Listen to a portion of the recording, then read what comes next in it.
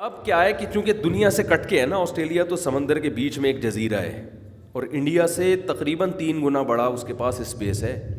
یہ جو لوگ کہتے ہیں نا آبادی بڑھ رہی ہے اسپیس کم ہے، یہ اتنا بڑا جھوٹ ہے نا کہ نقشے سے دیکھ لو پتہ چل جائے گا. آسٹریلیا کی آبادی اتنی تھوڑی ہے اور اسپیس انڈیا سے 3 گنا زیادہ. اتنی دنیا خالی پڑی ہوئی ہے نا کہ برساتی مینڈکوں کی طرح فل اسپیڈ سے بھی بچے پیدا کرو یہ دنیا بھی بھرنے والی نہیں ہے. یہ تو آپ کنویں کے مینڈک کو ایک جگہ بیٹھ کے سوچ رہے ہوتے ہو اور وسائل سے بھری ہوئی ہے، کھودنا شروع کرو پتہ نہیں کیا کیا نکلے گا ابھی. تو یہ دنیا کا بہت بڑا جھوٹ ہے، الو بنانے کی باتیں کہ زمین میں اسپیس ختم ہو رہی ہے اور بچے پیدا کریں جائیں گے کہاں اور وسائل ختم ہو رہے ہیں. وسائل اتنے زیادہ ہیں کہ سونے کی کانیں چھپی ہوئی ہیں ابھی جس کو نکالا نہیں ہے انسان نے. خوراک اتنی چھپی ہوئی ہے، ایک دانہ ہزاروں دانوں کو پیدا کرتا ہے. آپ زراعت کے قابل زمینیں، آپ کو پتہ ہے اب تو ماہرین یہ کہتے ہیں کہ انسان کو جو ایک گھر کو جو سبزیاں چاہیے نا صرف اپنی چھت پہ اگا سکتا ہے وہ. ایک خاندان کو جو آلو پیاز ٹماٹر لہسن ادرک چاہیے نا اس کے لیے بہت بڑی بڑی زمینوں کی ضرورت نہیں ہے.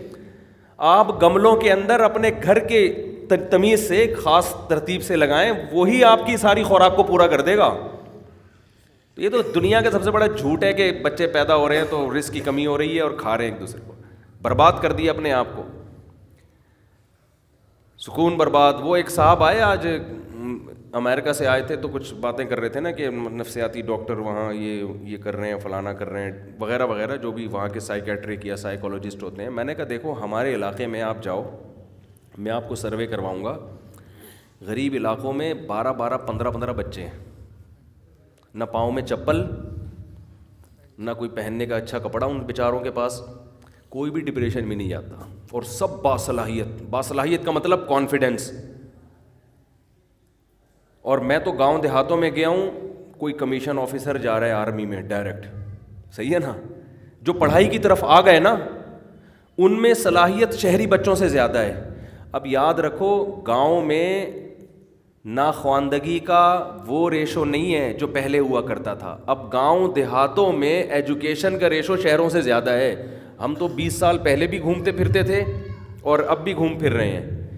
پہلے ہمیں یاد ہے گاؤں دیہاتوں میں جب ہم جاتے تھے بیچاروں کا نہ اسکول کا پتہ نہ تعلیم کا پتہ. اب جب آپ جاؤ ایسے ایسے پسماندہ علاقوں میں، یہ پی ایچ ڈی ہے، اس نے ماسٹر کیا ہوا ہے، اس نے ایم بی اے کیا ہوا ہے، اس نے پتہ نہیں زولوجسٹ میں یہ کیا ہوا ہے، یہ کمیشن آفیسر گیا ہوا ہے نیوی میں، اور بچے دے مار 4.5 اسی حساب سے ہوں گے. اس سے مجھے اندازہ ہوا کہ صلاحیت گاؤں کے لوگوں میں زیادہ ہوتی ہے. تعلیم کے وسائل نہ ہونے کی وجہ سے تعلیم میں پیچھے ہوتے ہیں. وہ سمجھ میں آ رہی ہے بات؟ لیکن اگر ان کو آپ تعلیم آسان کر دو نا ان کے لیے، وہ آپ سے آگے نکل جائیں گے. وجہ کیا ہے؟ آپ کہہ سکتے ہو وہ تو غریب ہیں. او بھائی وہ نیچر پہ ہیں. جو آدمی فطرت پہ ہوتا ہے اس کا مینٹل لیول بہت تیزی سے گرو کرتا ہے، اور جو تکلف والی زندگی میں آئے گا نا اس کے مینٹل گیا تیل لینے، ٹھیک ہے نا، وہ ڈپریشن کا مریض بنے گا. وہ مینٹل رہتا ہی نہیں ہے اس کے پاس. تو وہ نفسیاتی ڈاکٹر تھے نا، وہ کہنے لگے کہ وہ جی ایکچولی وہ یہ یوں وغیرہ وغیرہ جو بھی باتیں ہوتی ہیں ان کی. میں نے کہا یار ہمارے ہاں غریبوں کے بچوں کو جا کے دیکھو آپ، بشرطے کہ ان کو ظاہر ہے کوئی گائیڈ بھی کرے نا. صلاحیت کی بات ہو رہی ہے نا، گائیڈنس ہی نہیں ہوگی وہ تو چور اچکے بنیں گے. وہ تو پھر مالداروں کے بھی بنتے ہیں، غریبوں کے تھوڑی بنتے ہیں، بلکہ وہ زیادہ بنتے ہیں. آج کل شراب چرس گانجے مانجے یہ سارے مالداروں کے فیشن بن چکے ہیں. شیشہ میشا جتنی ہے نا یہ مالداروں کے فیشن. غریب تو پکڑا جاتا ہے، مالدار پکڑا نہیں جاتا، وہ دوستوں کو بٹھا کے پیتا ہے بیٹھ کے. تو آپ جاؤ جا کے دیکھو ذرا، آپ کو نظر آئیں گے جو جن میں تھوڑا مذہب بھی ہے نا، جو برائیوں سے بچتے ہیں، تو ان بچوں میں آپ کو جو ان میں کانفیڈنس ہے، مینٹل لیول ہے، وہ آپ کو زیادہ اچھا ملے. قربانی کا جذبہ ان میں زیادہ ہوگا، پڑھائی کی طرف آئیں گے، زیادہ اچھا پڑھ لیں گے وہ. تو میں ان سے یہ کہہ رہا تھا کہ یار ہمارے ہاں تو نفسیاتی مسائل میں وہ لوگ زیادہ مبتلا ہیں جن کے پاس ٹینشن لینے کی کوئی چیز ہے ہی نہیں، اور جو ٹینشنوں سے بھری ہوئی قومیں ہمارے ہاں ہیں ان کے پاس ٹینشن کے علاوہ سب کچھ ہے. آپ بتاؤ جس کے پاؤں میں جوتا ہے وہ ٹینشن میں ہے، یہ جوتا نہیں ہے وہ ٹینشن میں ہوگا؟ ہونا تو یہ چاہیے کہ جس کے پاؤں میں چپل نہیں ہے وہ کس میں ہو؟ ٹینشن میں. لیکن غریب لوگوں کے پاؤں میں چپل نہیں ہوتی مگر وہ ٹینشن میں نہیں ہوتے. کوئی ڈپریشن کی گولی نہیں کھا رہا ہوگا, نہ کوئی نیند کی گولیاں کھا رہا ہوگا, نہ کوئی اسٹریس میں بیٹھا ہوا ہوگا باولے والی جیسی باتیں کر رہا ہوگا. ہم تو ملتے ہیں مالداروں سے بھی غریبوں سے بھی, مسائل مالداروں کے زیادہ ہیں, غریبوں کے کم ہیں. خوش زندگی ان کی, ہر چیز کو انجوائے کرتے ہیں, ہر چیز کو انجوائے کرتے ہیں. غریب کا بچہ ہر چیز میں, اس کو کھلونے نہیں چاہیے. وہ ٹائر میں نا, غریب کا بچہ کیا کرتا ہے, ٹائر میں ایک ڈنڈی کو گھمائے گا اور اس کو سارا دن ننگے پاؤں چلاتا ہے. اس کو ایسا مزہ آئے گا جیسے لینڈ کروزر میں بیٹھ کے جا رہا ہے وہ. حقیقت ہے. پٹے گا باپ سے مگر باپ کے دل میں بغاوت نہیں پیدا ہوگی. وجہ کیا ہے؟ نیچر پر ہیں. ایک تو زیادہ ہوتے ہیں نا بہن بھائی, ایک پٹتا ہے. بہن بھائی جب ایک دو ہو نا, وہ پٹتے ہیں تو نیگیٹو اثرات پیدا ہوتے ہیں. زیادہ پٹتے ہیں نا تو ان کو پتہ ہے یار ہماری دھنائی ہے تو اس کی بھی تو دھنائی ہوئی تھی نا, یہ تو کلچر کا حصہ ہے, ابا پیٹتے ہیں بھائی کسی کو بھی. ایک دو بچے جب آپ کے کٹتے پٹتے ہیں, وہ عجیب ڈپریشن میں جانے لگتے ہیں. میرے ابا نے میرے پہ ہاتھ اٹھایا, ہر وقت وہ اس کو. بچہ کیا کرتا ہے, دوسرے بچے کی جو فکر ہے نا اس کو ڈائیورٹ کر دیتا ہے. یہ خوب سمجھ لیں, دیکھو ایک تجربہ کر کے دیکھو. میں آپ کو کوئی بڑے بڑے سائنسدانوں کے حوالے نہیں دوں گا, میں آپ کو کہوں گا آپ خود تجربہ کر کے دیکھو. آپ اپنے اکیلے بچے کو کہیں لے کے جاؤ, چپ بیٹھا رہے گا وہ ایسے گم سم نا, بائک پہ بٹھاؤ, ٹینکی پہ لے کے جاؤ, چپ جائے گا سارا راستہ. بہت دو چار مشکل سے باتیں کر لے. اسی کی عمر کا ایک اور بچہ ساتھ میں بٹھا دو آپ, پھر آپ دیکھو کتنی باتیں پھینکے گا راستے میں, وہ مسلسل بولتا چلا جائے گا. اور آسان تجربہ کرو, آپ اپنی چھوٹی سی بچی کو 2 سال کی ہو, جس میں کوئی سینس نہیں ہوتی 2 سال کی بچی میں نا, آپ لے کے بیٹھو. بڑے بڑے لوگ آئیں گے, سامنے سے گزر جائیں گے, وہ کسی کی طرف توجہ نہیں کرے گی. آپ ذرا 4-5 سال کا بچہ اس کے ساتھ لے کر آؤ, ایک دم آپ دیکھنا اس بچی کے چہرے کے ایکسپریشن جو ہے نا وہ فوراً تبدیل ہونا شروع, عجیب اس کی بانچیں کھلنا شروع ہو جائیں گی. حالانکہ وہ آپ کا بھائی یا بہن, اس کی بھائی یا بہن بھی نہیں ہے, الگ سے کوئی بچہ ہے ایک دم, اور عمر میں 3-4 سال کا بھی فرق ہے. جتنا اس کے عمر کے قریب بچہ لاتے رہو گے نا, آپ دیکھو گے اس کے چہرے کے ایکسپریشن اتنے زیادہ بدلنا شروع ہو جائیں گے. 2 سال کی بچی میں کوئی شعور ہوتا ہے؟ 1.5 سال, میری بچی 1.5 سال کی ہو جائے, میں چھٹانکی کی میں نے زیارت کرائی تھی, یہ 1.5 سال کی ہے, 1.5 سال کی بچی ہے. اب چونکہ اس کا کوئی بھائی بہن نہیں ہے, اکیلی ہے ابھی, یہ لیٹسٹ ورژن ہے نا, تو یہ تو 1.5 سال کی بچی ہے. میں نے بارہا تجربہ کیا ہے, اس کو ہم لے کے بیٹھے ہوئے ہیں کہیں بھی, چپ بیٹھی ہوئی ہے. 7 سال کا بچہ یا بچی آئے گی نا, یہ اس کو دیکھنا شروع. اگر 7 سال کا بھی ہے اور ایک 6 سال کا بھی ہے تو یہ 6 سال والے کی طرف مائل ہوگی. ایک 6 سال والا بھی, ایک 5 سال والا بھی ہے تو یہ 5 سال والے کی طرف مائل ہوگی. 5 سال والا بھی ہے, 4 سال والا بھی ہے, یہ کس کی طرف مائل ہوگی؟ اس کے جو دوسرے چینل سے بہن بھائی ہیں نا, دوسرے اسٹیشن سے, جو سب سے اس کی عمر میں قریب ہے, اس کی اس سے دوستی ہے. بچہ خود تلاش کرتا ہے مجھے اپنا قریب العمر چاہیے, حالانکہ وہ 1.5 سال کا بچہ ہے, ابھی اس میں شعور نہیں ہے, لیکن اس کی بانچیں کھل جاتی ہیں اپنے جیسا بچہ دیکھ کے. اس کا کسی کے باپ کے پاس علاج نہیں ہے اس بچے کی اس نفسیات کو. اگر آپ دوسرا بچہ روک لیتے ہیں, ہمارے پاس تو چونکہ دوسرے چینل بھی ہیں نا, یہاں سے نہیں ہے تو دوسرے چینل سے ہے, تو بچہ اپنی پیاس پوری کر لیتا ہے وہاں سے. جن کے پاس ایک ہی چینل ہے اور وہ بچے کی پیدائش میں وقفہ کر لیتے ہیں, وہ خدا کی قسم اپنے بچے پہ ظلم کر رہے ہیں, بچے پہ ظلم کر رہے ہیں. وہ آپ نے 3-3 4-4 سال کا 2 بچوں میں وقفہ کر دیا, اس بیچارے کا کیا قصور ہے جو کم بخت پہلے پیدا ہو گیا؟ 3 سال تک آپ نے اس کو اس کا بہن بھائی نہیں دیا بھائی, 4 سال ہو گئے, وہ ڈسٹرب ہوگا. تربیت کا ہمارے ہاں مطلب یہ سمجھا جاتا ہے بچے کی 24 گھنٹے نگرانی. کہہ رہے ہم 1 کی نگرانی کر سکتے ہیں, 2 کی نہیں کر سکتے. او بھائی, یہ آپ کی بنائی ہوئی تربیت ہے, یہ نیچرل نہیں ہے. یہ ہمارا کھڑا ہوا ہے نا گارڈ ساجد, ان کے کبھی گھر جا کے دیکھو, ماشاءاللہ یہ KPK سے ان کا تعلق ہے, ان کے ہول سیل کے حساب سے بچے ہوتے ہیں. یہ مجھے بتاتا ہے اپنے گھر کے واقعات.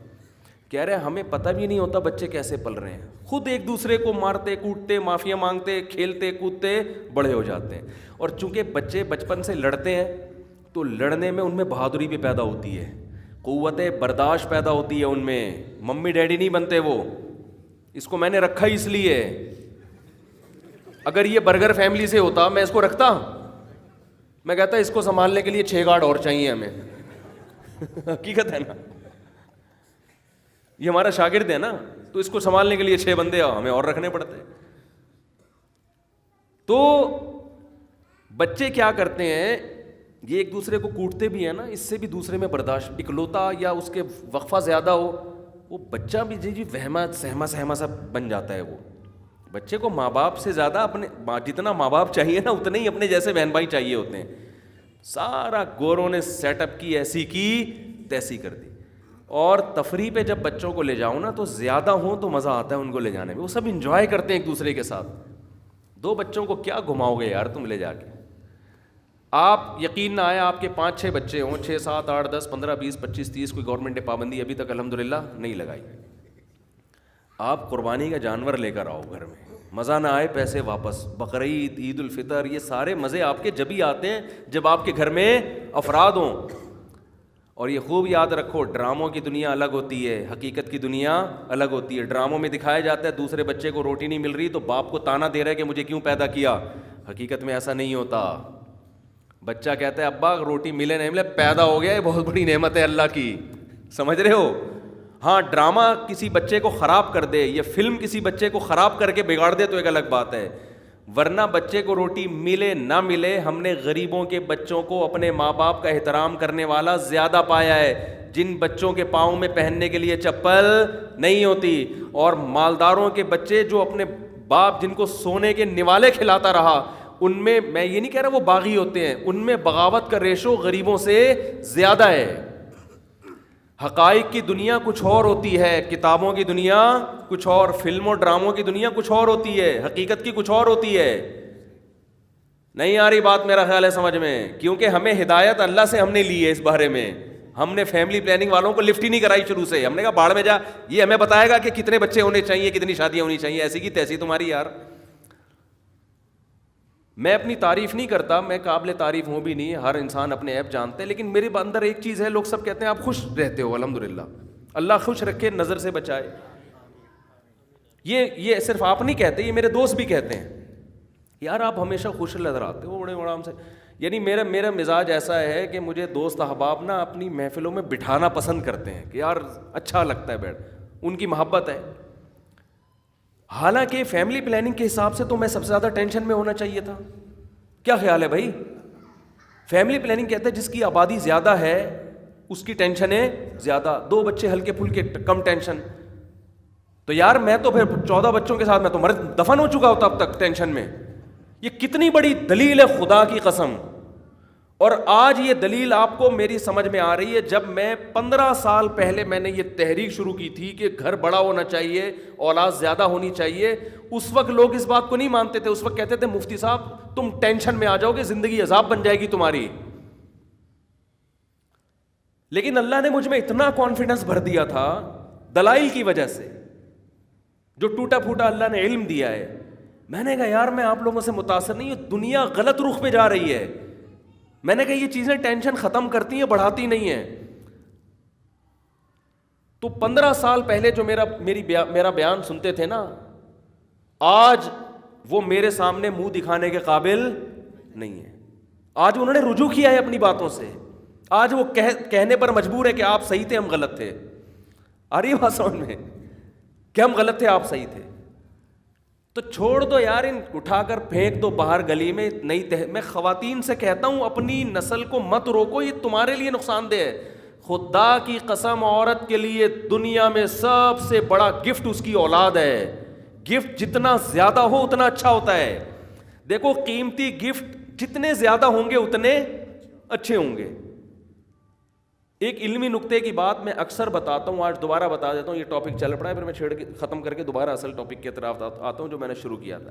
مجھے ایک بات بتاؤ, یہ جو اکثر لوگ کہتے ہیں کہ بغیر پلاننگ کے دھڑ دھڑ بچے پیدا ہوتے چلے جائیں, وہ چور چکے بنیں گے اور ہاں برباد ہو جائیں گے, اس سے بہتر ہے تمیز سے پلاننگ کے ساتھ. ابھی یہ کہا گیا, ابھی پہلے اس کو سوچو بنانا کیا ہے, کتنے وسائل ہیں, اکاؤنٹ میں اتنے پیسے ہیں کہ اس کو میں ڈاکٹر بنا سکتا ہوں, ٹھیک ہے نا.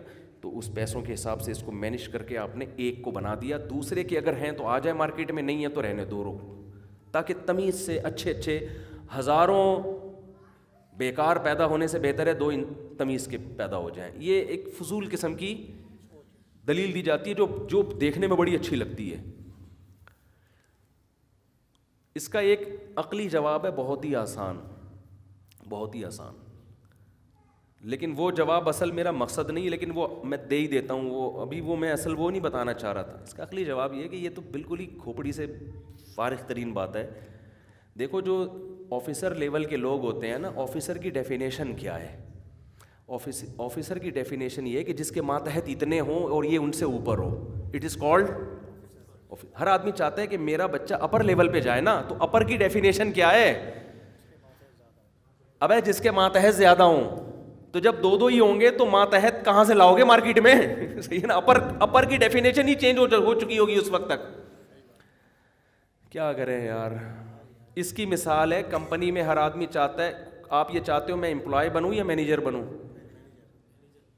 جب قوم کے سب لوگ یہ چاہیں گے کہ ہمارے بچے کمپنیوں میں مینیجر بنے, تو مینیجر کی ڈیفینیشن ہی چینج کرنی پڑے گی گورنمنٹ کو. ٹھیک ہے نا. وجہ اس کی یہ ہے کہ مینیجر کی ڈیفینیشن یہ ہوتی ہے, فار ایگزامپل, کہ جس کے ماتحت 100 ہوں اور یہ ان 100 پر 1 ہو. تو گروتھ ریشو جب زیادہ ہوتا ہے نا, تو خود بخود مینیجر کی ضرورت بڑھ جائے گی. جب وہ روکیں گے تو مینیجر کی ضرورت ہی, وہ پھر مینیجر بن کے بھی امپلائی بنے گا, وہ ملازم ہی بنے گا وہ کمبخت. اس کی مینجمنٹ, اس کا MBA تیل لینے جائے گا, کچھ بھی نہیں حاصل ہوگا اس کا. آپ سب اگر چاہتے ہو ہمارے سب کے بچے کمیشن آفیسر بن جائیں, تو کمیشن آفیسر کی ڈیفینیشن ہوتی ہے کہ جس کے ماتحت اتنے فوجی ہوں. صوبیدار میجر کی ڈیفینیشن ہے کم سے کم اتنے ماتحت اس کے فوجی ہوں. تو جب ہر آدمی 2 پیدا کر کے یہ سوچے گا کہ میں نے سب کو آرمی میں کمیشن آفیسر بھرتی کرنا ہے, تو نتیجہ یہ نکلے گا کہ فوج کہے گی, یعنی حکومت کہے گی کہ کورس تو سب نے کیا ہوا ہے لیکن ہمارے پاس ویکینسی. یہ تو نیچرل ہے کہ بھائی یہ تو خدا نے فیصلہ کرنا ہے کہ کتنوں کو آپ نے, اللہ نے ڈاکٹر بنانا ہے, کتنوں کو اللہ نے مینیجر بنانا ہے, کتنوں کو اللہ نے کمیشن آفیسر بنانا ہے. یہ فیصلہ آپ نے نہیں کرنا, یہ کس نے کرنا ہے؟ اللہ نے کرنا ہے. آپ نے تو گروتھ کو بڑھانا ہے, باقی قدرت فیصلہ کرے گی کہ کون آفیسر بنے گا, کون ماتحت ہوگا. اب آپ اس ٹینشن میں آ گئے کہ میرے بچے ماتحت ہوں گے, تو یہ ٹینشن لینے کی ہے نہیں. دنیا مسافر خانہ ہے بھائی, جانا اس سالے نے بھی قبر میں ہے جو آفیسر بن کے جائے گا, جو فوجی. بلکہ قیامت کے دن بہت سے فوجی, ان کو نشان حیدر ملے گا, بہت سے آفیسر کو نہیں ملے گا. ان کی قربانی بعض دفعہ عام رنگروٹ کی فوجیوں کی زیادہ ہوتی ہے, فرنٹ پہ لڑ رہے ہوتے ہیں, جانیں پیش کر رہے ہوتے ہیں. کیا کروں, کیسے سمجھاؤں؟ ان کو ہو سکتا ہے زیادہ اجر ملے. بلال حبشی تو غلام تھے, وہ تو غلام تھے, لیکن نبی نے کیا فرمایا کہ میں نے ان کی آہٹ کی آواز جنت میں سنی. دنیا میں نبی نے جنت میں سن لی ان کی آواز. تو یہ تو اس کا عقلی جواب ہے کہ یہ بات ہی غلط ہے. دوسرا اس کا جو قرآن و سنت والا جواب ہے نا, وہ یہ ہے کہ یہ جو کہتے ہیں نا اتنے بے تحاشا جب پیدا ہو جائیں گے, بے تحاشا, تو بھائی پلاننگ کے تحت ہو اتنے یہ تو خوب سمجھ لو اولاد سے بڑھ کر ماں باپ کے لیے کوئی تحفہ ہے نہیں. قرآن سے بھی پتہ چلتا ہے, عقل بھی یہ کہتی ہے, آپ کے اپنے صرف آپ کی اولاد ہی ہوگی اور کوئی نہیں ہوتا. جو ماتحت بھی ہے, جس پر آپ کے سب سے زیادہ احسانات بھی ہیں, اور آپ کے آپ کا بلڈ ہے, وہ آپ کی مثال ہے, وہ آپ کی نظیر ہے وہ. اب مجھے ایک بات بتاؤ کہ قرآن کہہ رہا ہے یَهَبُ لِمَن يَشَاءُ إِنَاثًا, میں جس کو چاہتا ہوں بیٹیاں گفٹ دیتا ہوں, جس کو چاہتا ہوں بیٹے گفٹ دیتا ہوں. تو گفٹ کس کی طرف سے ہو گیا؟ یہ اللہ کی طرف سے. بتاؤ گفٹ لینے میں پلاننگ کی جاتی ہے یا گفٹ آنے کے بعد پلاننگ کی جاتی ہے؟ کبھی دنیا میں کوئی ایسا بیوقوف دیکھا جو کہے کہ چونکہ مجھے سونے کے کڑے گفٹ دیے جا رہے ہیں تو میں پلاننگ کرتا ہوں کہ میں 3 کڑے سے زیادہ لے نہیں سکتا کیونکہ اس کی انویسٹمنٹ کا تو میرے پاس انتظام ہے, 4تھی اینٹ سونے کی مجھے کسی نے دی تو پتہ نہیں میں کہاں خرچ کروں گا, ضائع نہ ہو جائے تو رہنے دو. کبھی دنیا میں ایسا بیوقوف دیکھا؟ بھائی گفٹ تو جتنا آئے آن دے, ٹھیک ہے نا, آنے دو. لینے کے بعد پلاننگ کی جاتی ہے. ہم پلاننگ کے منکر نہیں ہیں کہ بچے برساتی مینڈکوں کی طرح پیدا ہو رہے ہیں, جیسے مینڈک کی کوئی پلاننگ نہیں ہوتی, آپ بھی پلاننگ نہ کرو. ہم کہتے ہیں اس پلاننگ کے نتیجے میں نسل مت روکو, جتنے خدا گفٹ دینا چاہ رہا ہے وہ لے لو, اور جو جو گفٹ آتا جا رہا ہے اس کی پلاننگ کرتے چلے جاؤ کہ اس کمبخت کو بنانا کیا میں نے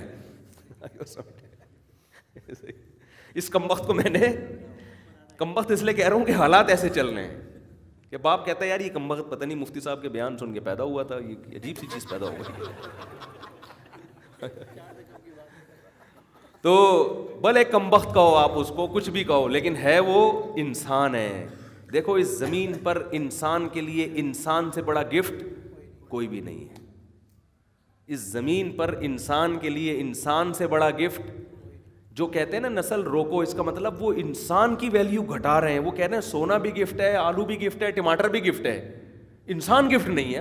تم تو یار ان چیزوں کی ویلیو انسان سے بڑھا رہے ہو, تم سے تو بڑا, اور لیبل یہ لگاتے ہیں انسانیت کی خدمت کر رہے ہیں.